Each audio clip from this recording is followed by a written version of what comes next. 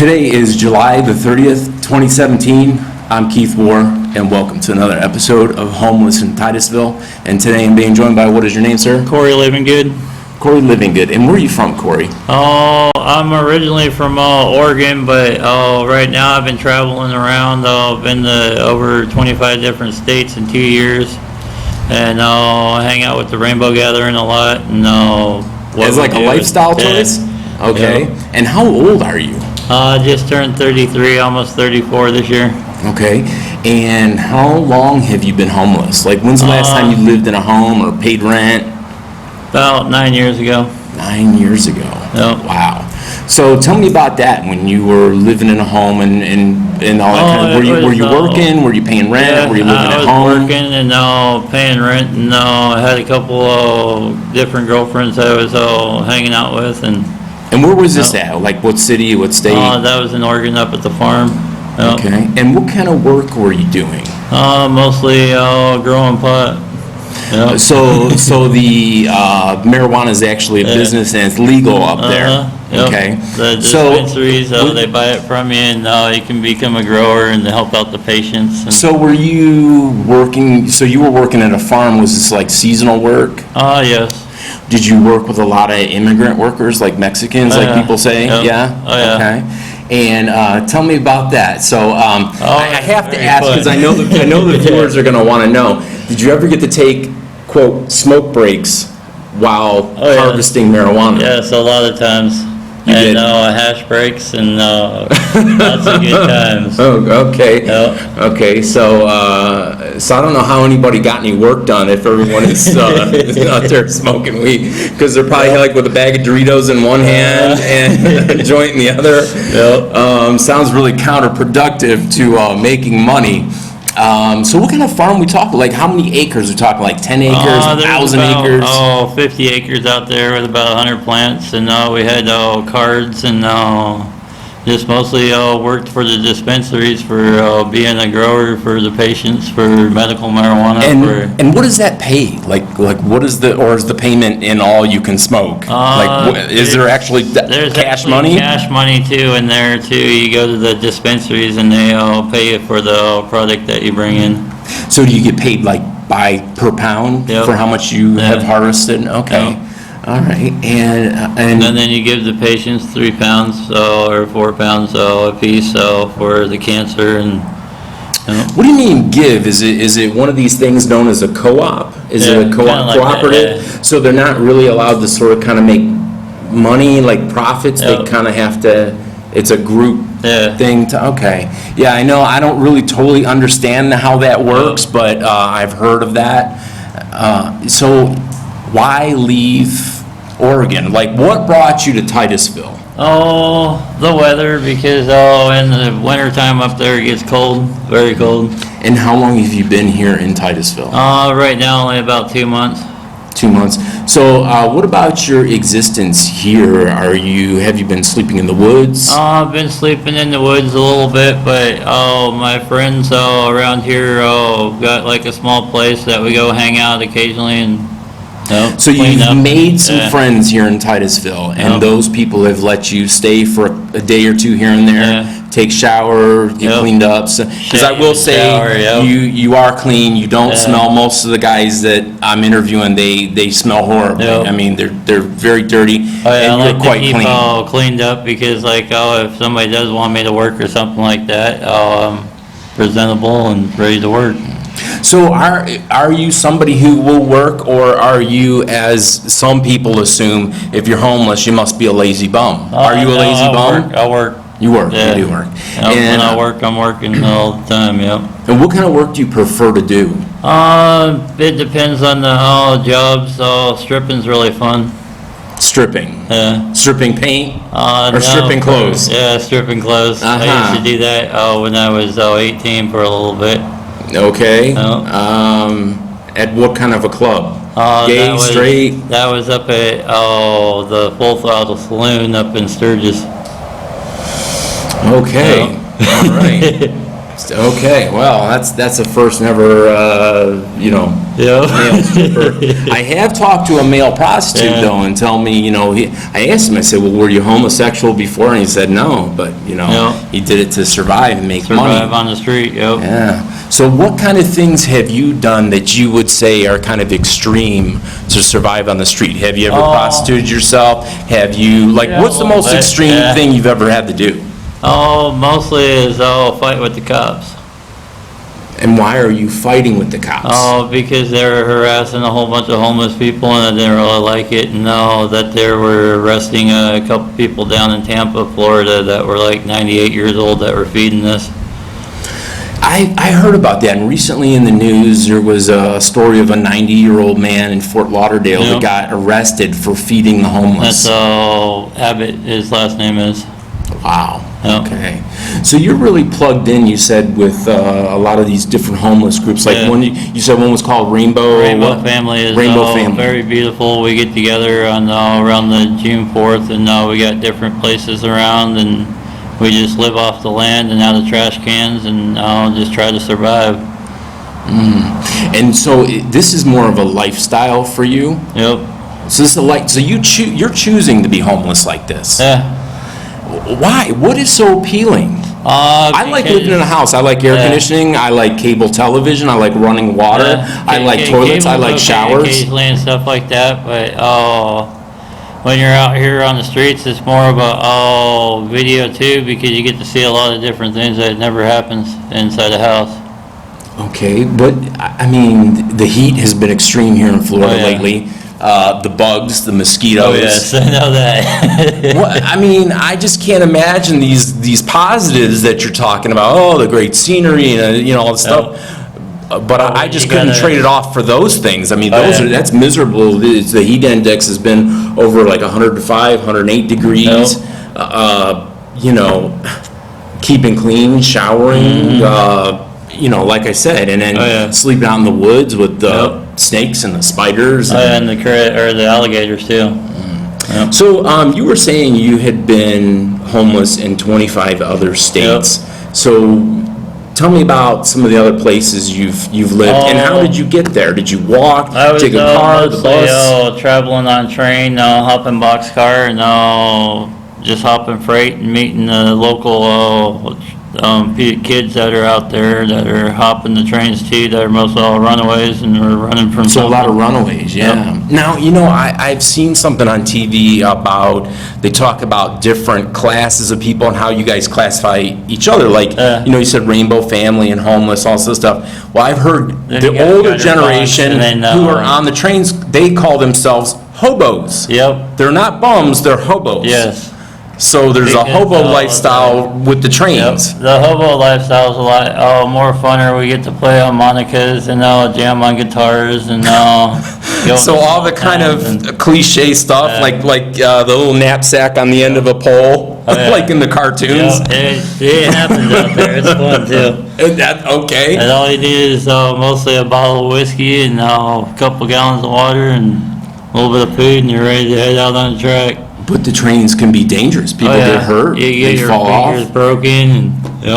And let's not forget the railroad has law enforcement, and you told me you had an incident with the law enforcement. So tell me what happened with the rail law enforcement and what city it was with and what company. That was in the Southern Pacific down in Texas, where they rounded us all up, and they didn't really take us to a jail. They kind of took us to this camp place and had us work and everything like that. It's kind of weird. And you told me you lost your teeth there. I lost How did you lose the teeth? Because the railroad police beat me up because I didn't want to spend a year and a half in jail for just riding the train. But don't you kind of see their end of things? People could get hurt and theft and, just an array of things. You can do that in a car or a plane or, bus, yeah. So you've seen a lot of runaways and stuff like that. You said, so tell me, what has been your your kind of experience with other homeless people? Do you see other people that are making a conscious choice like yourself? Do you see runaways, or do you see people that just fall on hard times? A lot of people fall on hard times and stuff like that. No, they're kind of sad about being homeless, but anybody can be homeless. It's a paycheck to a paycheck, and when you lose a few paychecks and get behind in rent, absolutely, out here on the street. You know, there's a statistic recently that I just saw that said that 78% of Americans, if they had a $400 emergency in a month, that they could not afford that $400 without pawning something or selling something that they own. And they said the amount of people, they said only about 10% of people can afford a $1,000 emergency in a month. So that's really telling, you know, and I notice a lot of people that are 30 years and below, they're homeless. They live with friends, they live with family, because people just don't make a living wage anymore, and they can't afford to live on their own. Be on SSI and still not make enough to, So you're on Social Security? And what are you on Social Security for? Disability because I can't really remember too many good numbers and stuff like that. Have you had head injuries? So you've had some kind of an injury? Did you have a fall, surgeries? No, it's mostly been from protesting at different protests for No DAPL, the oil, for Water is Life, and a couple other different protests up in Washington. So you're kind of into this hippie lifestyle, you know? And what, you got beat up at one of those things, or you fell and got hurt? Got beat up by the cops and maced and tased a lot in the Occupy meetings and all the Wall Street projects. And what about if somebody were to try to verify some of the facts that you're talking about here now? Can you think of any newspapers that ever did a story on you, or some cities and states where you've been arrested? Like up in Oregon a lot. I've been arrested in Eugene for fighting with the police for harassing us out here on the street, and they said that we couldn't ride the trains that day, so a whole bunch of, they're called scum fucks, because the cops called them scum so many times they just added fuck to it. And how about the things, how are you generally feeding yourself? Right now I've been kind of holding up a sign and stuff like that. I just applied for food stamps just the other day. And how much do you get a month in Social Security? About $700, but it mostly goes back into helping out with the homeless and helping out my friends that are traveling on the street. A couple months ago, I helped this family up in PA get rent in the house and stuff like that, because they got 4 kids, and So tell me about your childhood. Did you have kind of a normal childhood? Did you move a lot as a kid? Were you ever in the military? Your parents in the military? What was your life like as a kid? How did you grow up? My life when I was a kid, I was kind of traveling a lot of different farms I was working at, cattle farms and horse farms and stuff like that. So your parents were seasonal migrant workers? And how many high schools or how many schools did you attend as a kid? I've been to about 25 different schools. And have you graduated from high school? No. Or do you have a GED? No. No? So you've never been to college, don't have a GED, No. never finished high school. I started when I was 17. I got kicked out for fighting with a HA member, and they locked me up for a year and a half. Well, what's an HA member? Hell's Angel. Okay. Okay. Wow. And how about, do you have brothers and sisters? Not blood brothers or sisters like that, but I do got Rainbow family and the family that we call brothers and sisters. And how about your parents? Are your parents both still living? My mom's passed away. My dad, he lives up in PA, and he's got diabetes pretty bad. And how about him? Why can't you go live with a family member, or why don't you live with a family member? Because they're mostly traveling and on the road too. So they are homeless by choice, like you are. Is that the situation with your father? He's been on the road, and his dad was in and out of the penitentiaries, and this mostly is the lifestyle of the. Wow. I mean, I wouldn't choose it. A lot of my viewers would not choose this. How about I've children? been arrested in almost 15 different states. 15 different states been arrested. Wow. And do you have any children? I ain't got no kids, but I do help out with a lot of families that do got kids. That's where mostly my money goes back to, is helping out the families. Well, yeah, the reason I would ask if you had kids is like, how you're supporting them and stuff like that. And how about, how about a significant other? Have you ever been married? Never been married. Have had a few different beautiful ladies. And while on the street and homeless, yeah. You've had beautiful ladies? Yep. So they've been homeless too? Some of them have houses and cars and stuff like that take me home and help me out and feed me, and we have a good time, sometimes some good sex. And Okay. Women generally choose men that can give them a stable life, That's generally what a woman's looking for. And, to think some woman's, driving by in her car and says, hey, look at that homeless guy. Boy, he sure is sexy. I'd like to take him home. I can't imagine it. A lot of the older ladies, when they need a friend to talk to or something like that, they'll pick up somebody off the street and, How old are we talking? 60, 70, 80? 60s, yeah. 60s, somewhere around there, yep. 60s. Wow. Okay. So your choices are kind of ladies in their late 60s. Yeah. So okay. Well, okay. I mean, if that's what you're into. I didn't know. I got a friend that has 4 beautiful kids up in PA that when I'm up there, I hang out with them, and I kind of helped them get a place and stuff like that. They were kind of homeless on the street, and I bought them a van, and from all of them getting a van, then they started doing house cleaning and stuff like that, and finally got a place. So, okay, I got to ask you something else too. You said you're on Social Security, so you get Medicare, right, for your health? Yeah. Okay. And I have to know, because it's a really hot political thing right now.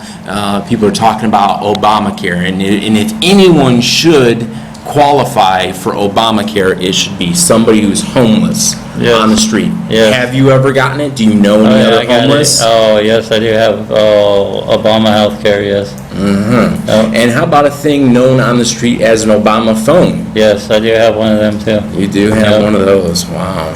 Okay. And they're very good to find work and stuff like that. Mm-hmm. But really, you're not supposed to be working on Social Security. Oh, not You know really. what I mean? Oh, it's all under the counter. And then the Social Security, they do got job places they can go. Well, they have a apply for limited work amount of and stuff money like that you can make a year. You can make up to $2,000 a year. Yeah, 2,500. It's something that's very low, very low. But hey, if you're healthy enough to work, then you should work instead of living off the government and whatnot. The national debt is. I mean, the payments are almost what our GDP is, which I can't imagine what's going to happen in this country when our interest reaches our GDP.